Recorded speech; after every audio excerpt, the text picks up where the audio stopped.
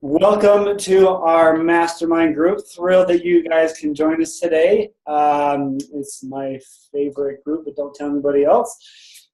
We have lots and lots to go over today. And with so many of you jumping on, we need to get started sooner than later because I am going to have everyone talk again just like last time. Because we have lots to share. So just quickly, announcements to go over. I want to make sure you guys are aware, you should be, November to Remember registration is live. This is our push week. This is an early bird registration week where if you or your team members sign up for November to Remember, then you're entered in to win some fun swag. We've got a whole boatload of double time stuff we're sending out to people, so it's fun to be part of that. And it's something new we've never done before. It's actually something initiated, and you should give him a shout out. Darwin Jeff Matthewson is the one who came up with November to Remember all by his lonesome self. So make sure you reach out to him and tell him thanks for that. It's going to be a great month of November. Cannot believe November is right around the corner. November 1st coming up, double time launches that same time. We're very excited for that. And so hopefully you guys have things in place. All right, enough about, there's more announcements. But we got a lot of people to jump on it. I don't know if you read my post or not, but gosh dang it, I honestly had a dream about this mastermind call yesterday. What a lame guy I am. Who dreams about mastermind calls? Apparently I did. And I really did. I'm like, oh my gosh, there's so many people on the call. How are we going to get through everybody? And it's almost coming true. There's not 130 whatever of you on, but we have lots on here, and I want to make sure we get through our homework assignment. So this has gone really, really well with my other mastermind groups, and I hope it goes just as well. In fact, I know it will here. So, I just recently went out to Delaware and Baltimore. I met with two of you, I think, on this call. Fun to have you guys on.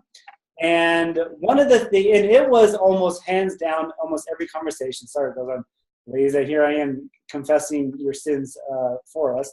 But as we were on that, as I was out there talking to the other one-on-one, almost every conversation, hands down, came down to how can I get people to work? How can I find people who want to work the business? How can I take the people I have and make them want to work? Yeah, all about that. And it goes right in line with how our first call went a couple weeks ago of, tell me what's working, what's not working. And a lot of you said, well, I'm okay, but I need my team to work. I need them to want to run the business. And so once again, that's obvious that is our struggle area. And as I was thinking about what to do for this call, I wanted, we want to point the fingers that direction. But before we do that, I want to draw something out. I'm going to come back to this. So this is where the homework assignment comes in. What the homework assignment I want you guys to do, and wanted you to do, was to think of somebody in your life who has shaped you into who you are today for the better. And I simply want you to tell us who that is and what are some of the reasons you look up to this person. This can be a parent, it can be a teacher, it can be an upline, it can be a sibling. Yeah, there's no wrong answer with this. But somebody who has shaped you into who you are today, and what are some of the reasons why you look up to that person? What are some of the attributes, some of the habits that this individual has that you really, really look up to? So it's simply that. I'm sorry, I don't have a box of tissues, but I do have Purell. And so if you're in need of Purell, I can help you with that. But if you need tissues, you're on your own. Allison is going to go first. She says she had to jump out a little bit early, so I'm going to have Allison start us off. Allison, when you are ready. Okay. Yeah, I have all moms on here are going to love this. I have the fun of taking my kids to get their flu shots. So think about me in the next hour. It'll be so fun. So I guess I don't know, I don't want to say I did this wrong, but kind of what I did was I took my person, thought about what he did, and then sort of applied it to this business. So that's what I'll share. And I'll try to be quick because I jabber a lot. So I wrote about Dr. McGowan, who was a professor at Johns Hopkins when I got my master's degree. And the short background on that is I'm pretty stubborn and bullheaded. So I like to do things that, might typically not seem to be the norm. And when I started teaching, one of the goals I had was to be a principal of my own elementary school by the time I was 25. So that's what I went for. And that takes a couple years of schooling. So to be finished, do the math, I started early. I hadn't even been teaching that long before I went into this master's program. And the hardest thing about it was walking in and being the youngest and, I'll call it what it is, most inexperienced by decades in that room, in that group. It was a group they did for us because none of us wanted to go to school full time, so to speak. We all wanted to stay in our classroom positions. So they organized this whole program that I had done at night. So it was with the same people all the time. And I felt, kind of like the elephant in the room. But my professor that ran this did not see it that way. And the thing that I loved about him and how I connected it to this business is I felt not like I couldn't do it because, I had full intentions of doing what I set out to do, but I felt like I didn't fit the mold. And I think as coaches, we hear that, right? So many people say to us, I can't do what you do because I don't look like you, or I don't have the time that you have, or I don't, and I was that person in the beginning. I was like, whoo, one of these things does not belong. I think I may have jumped the gun on this. But, he really taught me that what I lacked in experience didn't matter if I had hustle, if I had grit. And the same thing again, me saying that to you, I'm sure you've said those same things to your team, to your challengers. And that's kind of what he taught me. I would say his best quality that I took from him when I actually did work as a principal and how I apply it to this job is that he was an incredible listener. He was never did he push me to plan to run a school with how he saw it. He listened to what my vision was for those kids and their education. He was a great professor. He was very interesting, but he was also interested, if that makes sense. And I really love that about him. He taught me one of the biggest takeaways that I always share with my team, and that is to hear with your eyes closed and think with your heart open is always what I tell my team. Because so often we come, we look at people, right? And it's natural. I don't want to say to judge, but, you think you see a challenger and whether you look at their physical appearance and make an assumption of what they're actually capable to do or not. But in truth, if we just shut our eyes and think about everything our challenger says and, our coaches, right? Because I know that's our big concern. How do we get our coaches to work?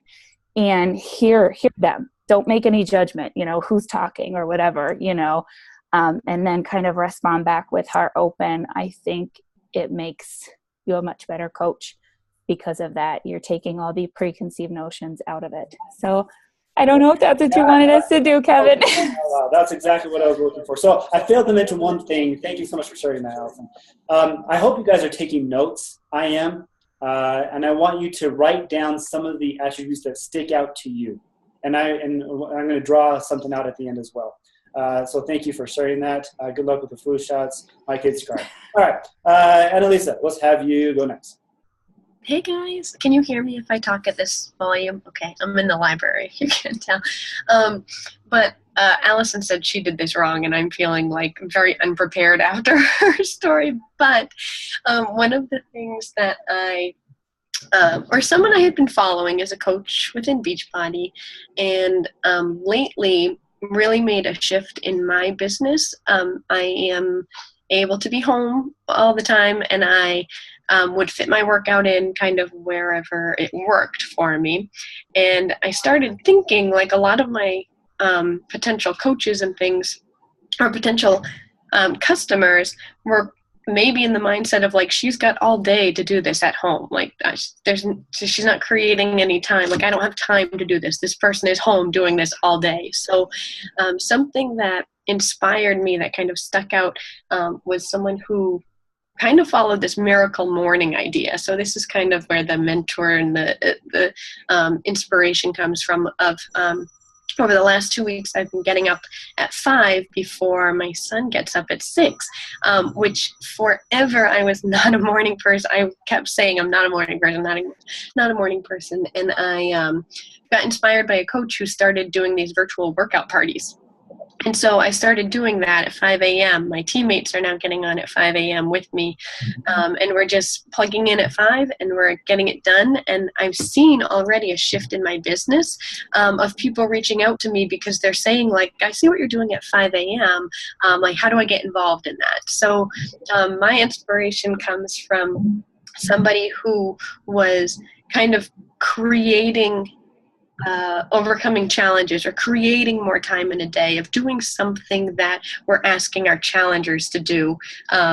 We have to kind of lead the way in doing that. And I needed to make that shift in my business, and it's already paying off. So my inspiration comes from that, from following someone who was doing the things we're asking people to do, and sort of that idea of integrity, of just doing what you are saying people should do or could do or whatever. So doing it and leading the way.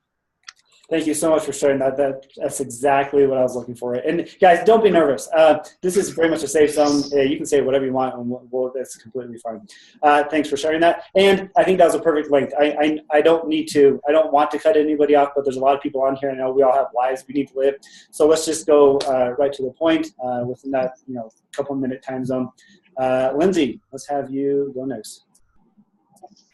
Sure.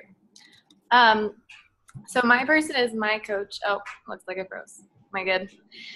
Is my coach Ashley. And even though I feel like she's like miles ahead and in rank and success in a bunch of ways you could say that she is, she's always made me feel like her partner in this. And we signed up 6 days apart, and she just like sprinted from the get-go. And I would say I'm more saunter with this business. So she really changed everything about my self-worth. And I feel like even though I'd been introduced to personal development, she was the first person that like held me to it and kind of just like taught me the lessons she was learning from her, whatever she was doing as she was learning it. And that helped to like open my mind that I kind of needed to be reading these books as well. But I feel like she just handheld me in so many situations where what I struggle with personally sometimes is how I say things to people. And I kept hitting the same wall in my personal life and in my work before this, that people would say I was like too rude or too forward or too demanding or like too type A, and it just wasn't like soft enough, and it was too aggressive for people, and that I couldn't ever really be a mentor or a leader because I was just too rough. And I just felt like no one ever like knew a way to soften me except to just tell me, hey, you're too rough. And I'm like, but how? Like, what am I doing? So she was the first person to like take my words and be like, this was great, but like change this here, instead of like, that sucked and you're saying it wrong. So we had some very hard issues that we came through, like as coaching, and some big drama, and kind of the lowest part in my career and maybe even my life. Like, she was there for me, and I gut instinct had all these words and emotions that I wanted to say to this person that I was struggling with. And she was like, nope, like you just have to like push that down. And like, all you say to that person is just like, I'm happy for you. And like, that was the hardest thing. And then like the best thing that she's ever done for me was help me through that time and teach me that kind of grace in those moments of pressure, and how you really can't like push people or say the things you're feeling, even if you know it's right for them. It's that mentorship she's given me, and like just to be their cheerleader. And I'm realizing now more that like I'm always someone's cheerleader, but maybe I didn't lead with saying that first.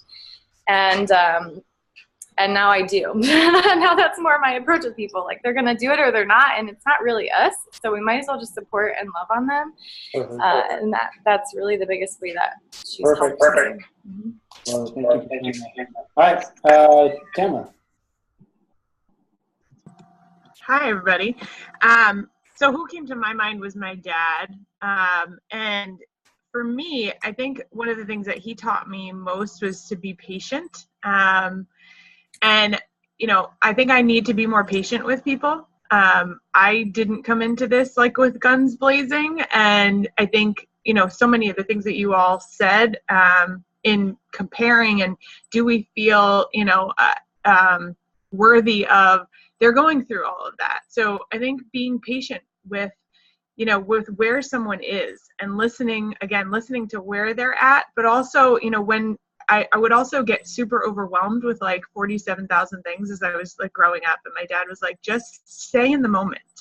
Like, what do you need to do today? What's going to win your day today? And then, then we'll look at tomorrow. But, so really kind of dialing that down and kind of bringing people, I think sometimes for our coaches, when they see, they set this goal and then they don't reach it, and then it's like, it's too much. They're not kind of dealing with today. What can we do today to be successful in our journey? And so those are two things that I think, I learned from him that I'd like to pass along. Perfect. I completely and totally understand what you're talking about. Thank you so much for sharing that. Stacy Dasher. Oh, hi guys. Do you hear me? I'm driving. Okay.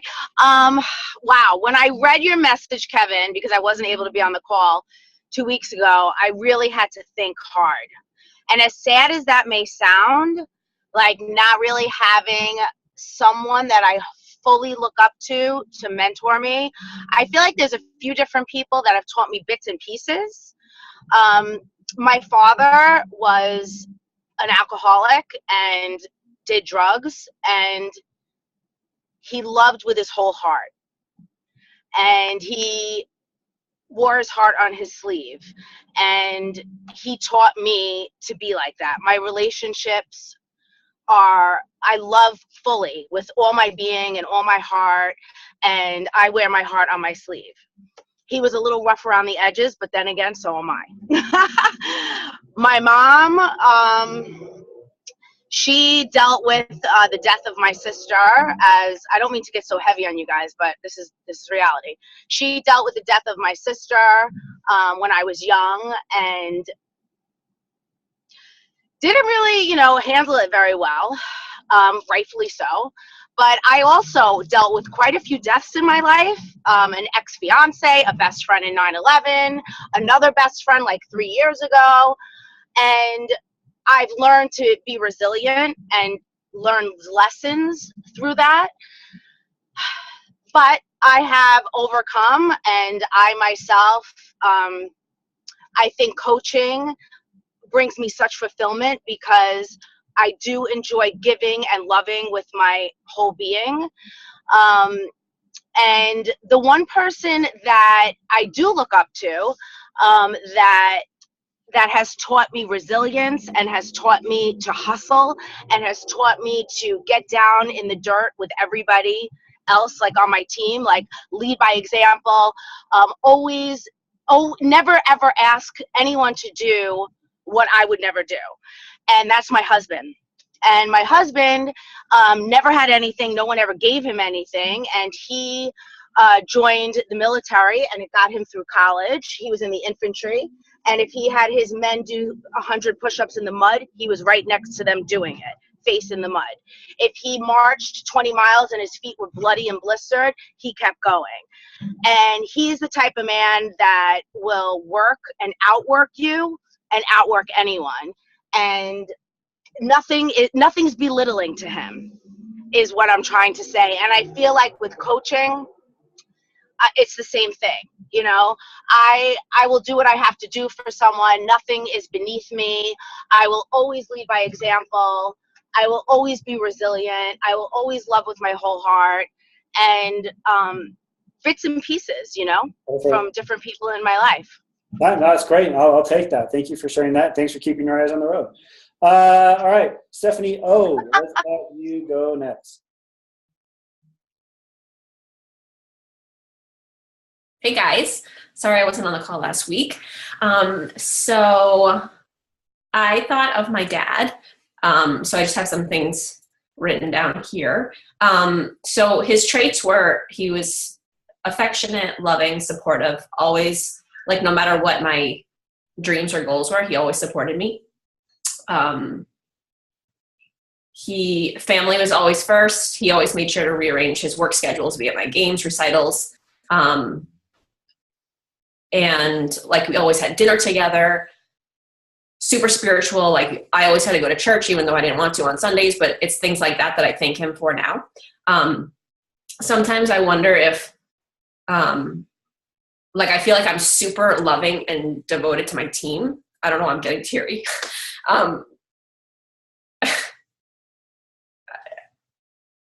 I don't know what it is. I think sometimes, like I handhold them too much, maybe. But I'm definitely, I feel like I've gotten all these great traits as a person from him, but sometimes I feel like it hurts me in my business because I don't want to tell people what to do. And so sometimes I feel like it's a bad thing in a way. Because I want like that family feeling that I had growing up, like in my team, and to know like when they don't hit a goal, like I'm there for them 100%. And yeah, so I don't know why I'm like getting emotional about it. Don't you dare apologize for that. I love when it brings up these raw emotions, because so you have that connection with that individual. And I have lots to say, but we don't have time. And so I may wait till the end to make sure we get through everybody. But thank you so much for sharing that and being open with us. I appreciate that. Rose, let's have you go next.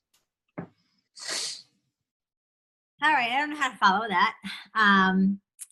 But I would say my upline is definitely somebody that had a huge impact on me. And it kind of made me think of what you said 2 weeks ago, Kevin, is that we are constantly looking for just that person right out the gate that wants to start this, that wants to coach, rah, rah, rah.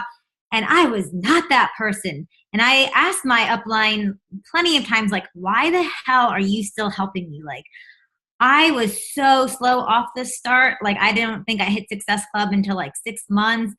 If I was in her shoes, I would have been like, peace out. Like, I'm not having one-on-one calls with you anymore.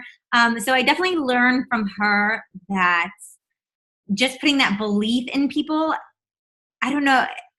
I think she just saw I was taking action, even though I wasn't getting her to elite or anything like that for that year. She was still committed to me, even though I wasn't giving her all the shiny kind of objects. So she was putting in that valuable time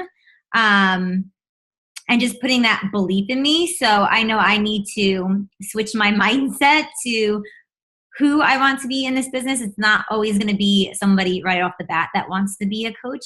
I might have to put a little blood, sweat, and tear into it, and not always discard people if they're not like, yeah, I want to be a rock star coach. So don't draw out conclusions. Yeah, you're spoiling my point here, Rose. But you get that. Just kidding. That was perfect. Thank you so much. Katie, let's have you go next. Okay, so mine is the person that came to mind for me was my mom, and this was a really good reflection for me because I'm not sure that I'm doing all this stuff in my business, and maybe I could be. So throughout my whole life, I think she really shaped who I am now and who I am in my business. And I think that I think she gave me the confidence I needed in my life to take this on, because as I look at like a lot of my friends or people say no to me who are fearful of being judged on the internet, or fearful to take that leap. Like, I think I'm unique in that I never felt afraid to do this. It just was what I wanted to do, so I did it. So I think that she instilled that confidence in me that I would love to instill in my team, and I'm trying to think now how I could do that, how she did it. For however she did it, I'll have to talk to her to find out, but she taught us how to be responsible from early on, and now I'm like, how can I apply this to my own kids? I never forgot my homework. I always had my lunch. Like, I wasn't one of those kids that relied on my mom to do that stuff for me, but she was always super present, and she's my best friend and everything else. So I'm like, okay, how did she do that? She taught me how to take ownership of everything in my life. I already said, like, how to be me and like never think about what people think about me. Somehow my parents got divorced when I was in 4th grade, and she did not finish her grad degree, so she decided against everyone's judgment to go back to school, and she got her master's in library science, and she did her thing. And looking back, I'm like, wow, like as I see other people in my life who were in her shoes, who go and get jobs, not that there's anything wrong with going to get jobs, here and there, maybe they don't love, she went and followed her heart and did something that she loved. And I think that really paved the way for me. And she always said to me, it's never too late to do what you want to do, even if you're however old. Like I think it was the first girl who spoke about her professor. My mom's like the best listener ever. She's like, it sounds really bad, but she's kind of like hands off, but she always believed in me. If that makes any sense at all. And I'm like, wow, like how can I, like, she didn't like handhold me, but she was always there, always believing in me. And she's the strongest person I know. So I thank you so much for saying all those things and for really taking on this homework assignment so well. It is a reflection thing, and I'm going to get there as well. God, you guys just keep egging me on here. Casey DePew, let's have you go next. Can you hear me okay? All right. So like a lot of people, my person or my people or my family, and they taught me like 3 big things that I've really always carried with me. Oh wait, sorry, baby monitor. Please sleep for 5 minutes. They taught me to be like proactive versus reactive. And that it's so crazy, like something that my dad would teach me like in summer soccer when I was 5. But really just carrying that with me throughout my life. But one that really made me think was having grit, but also to give yourself some grace too. And I have that grit part down, but I am such a perfectionist that I feel like such a disappointment when I miss a goal. And like, don't worry, Stephanie, I totally ugly cried all over Lacey's Zoom call because I felt like a disappointment. Like, I don't want to let corporate down. Like we formed these relationships with you guys, and I took it so hard. Like every time I had to restart qualification or miss a goal or something. But something that my family taught me was, it's okay. You have to have that grit, but you have to have that grace to like, don't unpack your bags and stay there. There's other solutions. Like that one solution that you thought was going to work, it may not work, but you can go and find other ones. And I just relate this to my coaches, my current coaches, just feeling like I believe so much in them, but in putting so much belief in them, it's sucking the belief out of myself to, go out and find other solutions. So, just kind of get over this extreme perfectionism and have grit, but move on. Give yourself some grace, and you're in this for the long term. And you just have to remember that, I guess, is what they taught me. That was really well. I love that. I love the grit and grace thing. That's a great way to live your life. For sure. Corinne, you're up. Sorry, on my screen you were going in order, so I wasn't expecting that. Hi, everybody. So this was really eye-opening for me. My person is a teacher I had, teacher slash mentor in high school, who I went to like a very bad high school where I was it didn't have like good reviews at all, like not a good school, not good students, a lot of crime, a lot of just bad stuff happening. And I got caught up with a bad crowd of kids, and I just wanted to fit in, and I wanted to do, to make friends, and it was a scary experience. And so I went with the flow, and I got involved in a lot of things that were completely out of character for me. I was always a good kid. And this one teacher who was in charge of she was a Spanish teacher, but I guess she was in charge of like student council and those type of organizations and stuff too. So she saw something in me, and she pulled me out of there, like literally pulled me out of the stairwell I was hanging out cutting class at, and was like, you need to come and do something, like come work in my office, and like gave me things to do. She gave me things to be in charge of, and then like it turned out through the years, I ended up running for student council, and I was in charge of fundraising, and like she first and foremost believed in me and saw something in me that I think I knew was there, but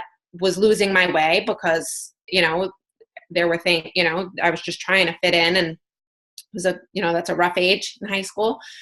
And she gave me responsibilities. She held my hand when I needed it, but she let me be, you know, she let me do it so that I could see my potential, which was really, it was so crazy. When I was taking these notes last night, I was like, oh my gosh, she did everything for me that I want to do for my challengers and my team, and all of these, I don't know what you call them, skills or whatever, things that she did were actions that she took, were things that I definitely feel I can see myself applying. Like I believe so much in my challengers long before they believe in themselves. And it's something I constantly instill. Like, you have to see that you can do this. You are capable. You are worthy. It's something that comes up all the time, more so for me with my challengers. But I was realizing with this, like, I need to give my coaches that same, you know, pep talk. Like, they need to believe that they are capable of doing this from the business end. And then giving them the responsibilities, showing them that they are leaders, that they have this potential, that they can do it, and letting them see for themselves that they're capable. I ended up graduating and being like an honorary speaker at my graduation, and graduating with very good grades. And I just can't help but wonder where the heck I'd be today if she never saved me, essentially, from there. That's great. Thank you. That well said. Took us on the journey. That was really good. Stephanie M., you're up next. That was like uncanny timing because mine is almost identical, not in person, but in theme. So the first person I thought of was my first boss, Kurt Johnson at IBM. I was a new hire, fresh out of grad school, and it was a really tough engineering project managing job. By week 2, I was meeting with VPs at IBM. And these aren't like sweet, nice, grandfatherly like guys. These are like angry men. They were mad. And I would stand up there and I would lead these meetings and I didn't know what I was doing. And every time Kurt would have his arm around me after the meeting, be like, great job. You did all these things right. And he just had belief in me before I had belief in myself. And when I look back, I think about the things that he was celebrating were like, I mean, my 2-year-old could do these things, right? But he gave me that confidence with those little tiny wins that made me think like, oh my goodness, I could do that. I mean, we ended up saving millions and millions of dollars my first year there because he instilled that confidence in me. And like Corinne was saying, like I love reminding challengers like, oh my goodness, so you missed in this one little area, but look how you crushed your workout today. And I love showing them their wins, their little wins each day, but how good am I at doing that with my coaches? Probably not so great. Like in the beginning, I try to show them all the reasons why I think they'd be a great coach. And in the first couple chats, we talk about that, but am I really great about showing them their little wins in the first few months, even first few years of the business? Probably not so much. So I love that you guys are taking this to the next level. I really appreciate that. Thank you for sharing that. 2 more to go. Tatiana, you're up. Hey, so my person is my mom, and she is from Cuba, and she came to this country, you know, when the whole Castro thing was going on.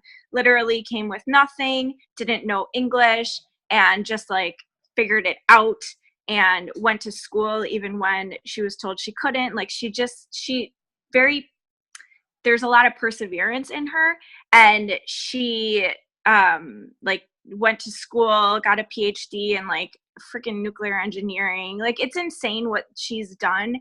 And she was a single mom too. So basically what she has taught me is you are capable of anything. You literally are capable of anything as long as you believe it. And you don't have to have anything in order to make that happen. Like I said, she came here with nothing.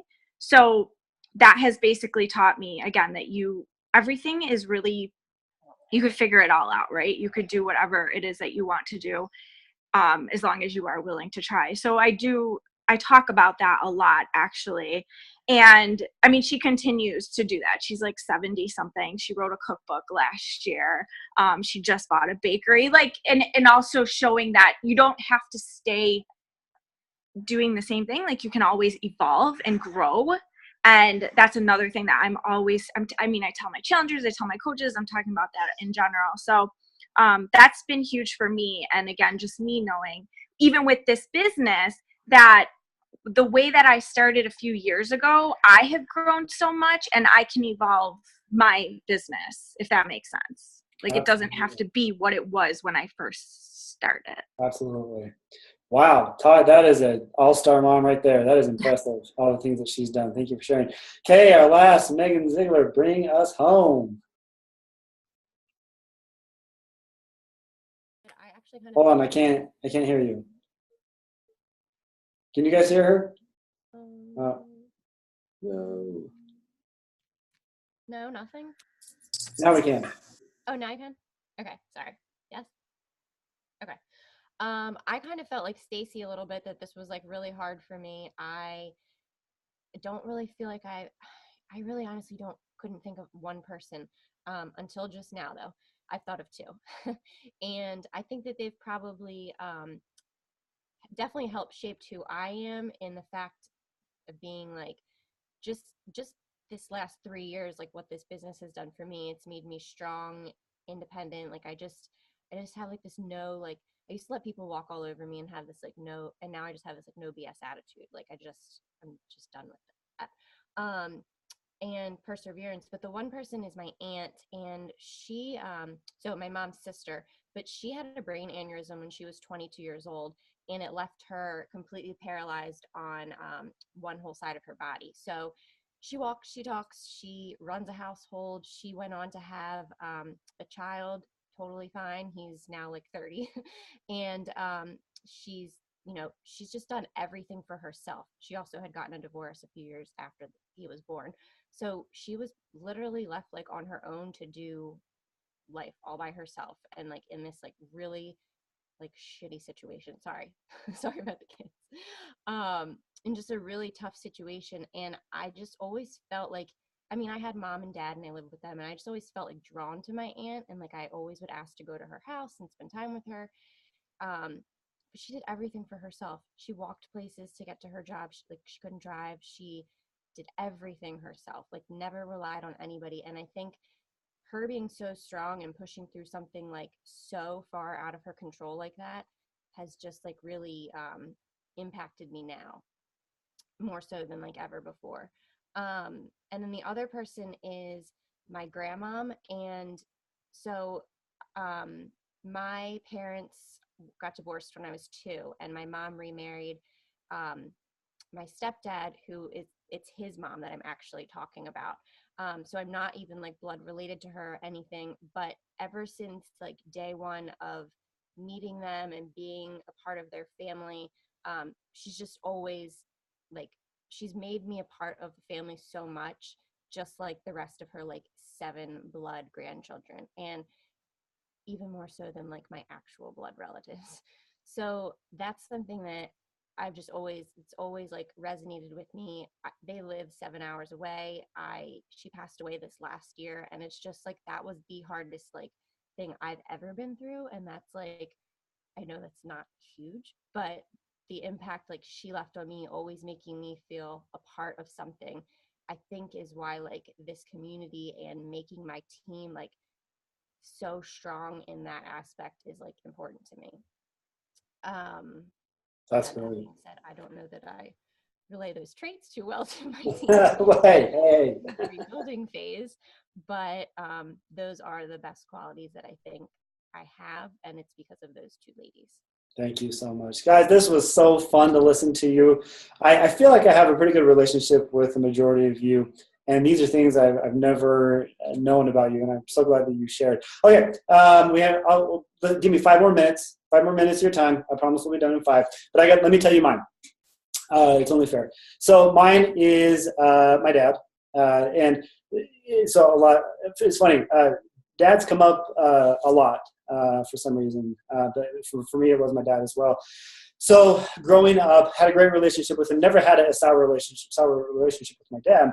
But in the Shaw household, you were not allowed to date until you were 16 years old.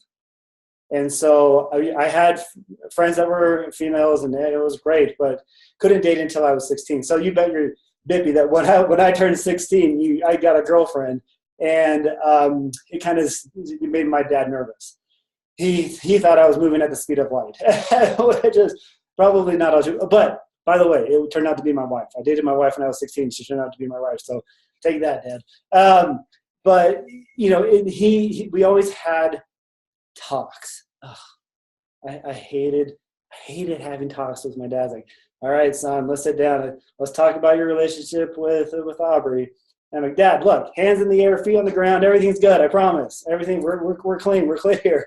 But throughout, as much as I loathe these conversations, we had a level of trust that existed between the two of us.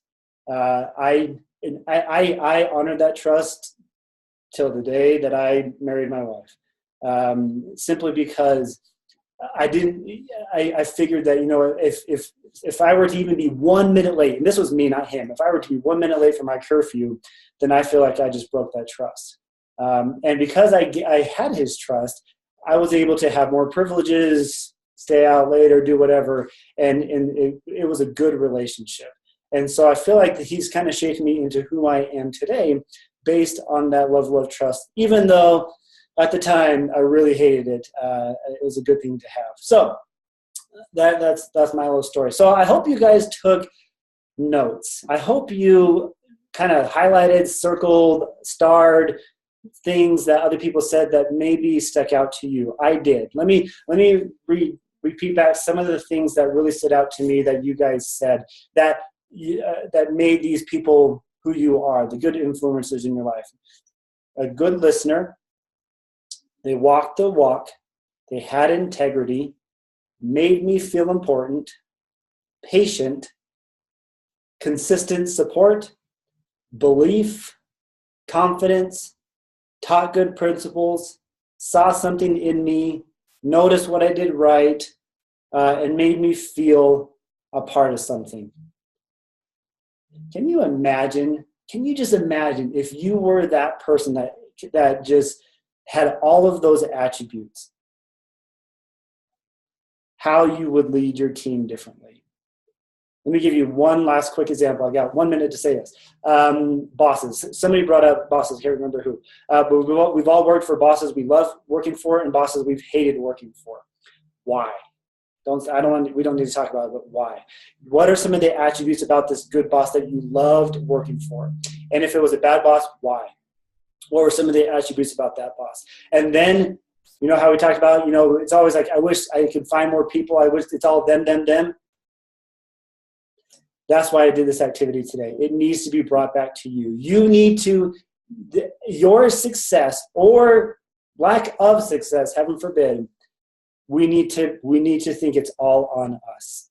We need to take 100% credit for what has happened to us in regards to our business, because people respond to how we lead. A lot of times we think, yeah, I love the boss. I love the mentor that just had belief in me, had confidence in me, trusted me. Well, how are you leading your team? You might be saying, hey guys, come on. I need you to SC. Come on, I need to push you. I need to be strong. Come on, let's keep going. Let's go after these numbers. And while I think there's pushing these is important, we need to talk about how you can influence their life so that you can gain their trust. If I were to put an underlying base underneath everything you guys talked about, trust, belief, confidence. If you can get those three things with the people you work with, I can guarantee you long-term success. Hands down, no question about it, because they will follow you to the ends of the earth. Just like these people came to your mind, you will come to their mind when life's hard, when times are rough, and they will say, I need somebody who can lift me up.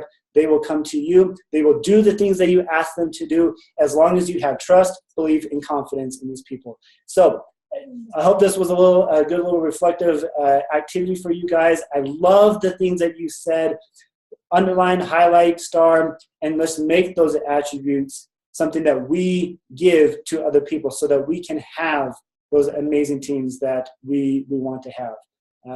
I wish we had more time to talk about it. I had a few other things to say, but I want to honor our time. That's extremely important to me. I don't want to go over. So what we'll do from here on out, you guys continue having conversations on our group page, continue asking questions, continue sharing things. We will meet again in 2 weeks, not next week, but the week after that. And I will give out another homework assignment in regards to how we can be better. because this series is going to be focused on us, how we can be better so that our success can be better. So thank you so much for jumping on, guys. We will see you in 2 weeks.